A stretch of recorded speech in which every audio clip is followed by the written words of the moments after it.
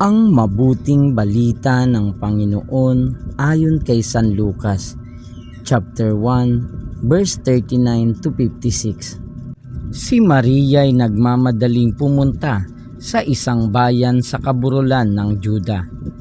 Pagdating sa bahay ni Zacarias, binati niya si Elizabeth.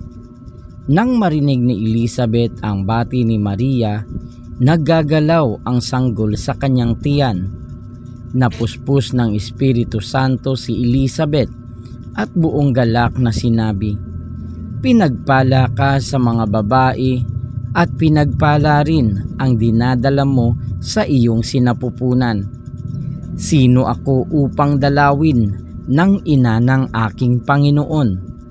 Sapagkat pagkarinig ko ng iyong bati ay naggagalaw sa tuwa ang sanggol sa aking tiyan.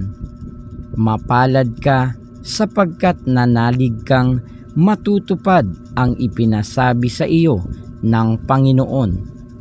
At sinabi ni Maria, "Ang puso ko'y nagpupuri sa Panginoon at nagagalak ang aking espiritu dahil sa Diyos na aking tagapagligtas, sapagkat nilingap niya ang kanyang abang alipin, at mula ngayon ako'y tatawaging mapalad ng lahat ng salinlahi dahil sa mga dakilang bagay na ginawa sa akin ng makapangyarihan.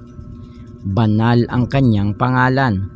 Kinahahabagan niya ang mga may takot sa kanya. Sa lahat ng salit-saling lahi, ipinakita niya ang lakas ng kanyang mga bisig. Pinangalat niya ang mga palalo ang isipan. Ibinagsak niya ang mga hari mula sa kanilang trono at itinaas ang mga nasa abang kalagayan.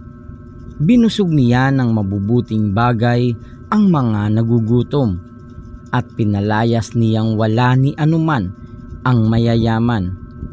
Tinulungan niya ang kanyang bayang Israel bilang pagtupad sa pangako niya sa ating mga magulang, kay Abraham at sa kanyang lahi, magpakailanman.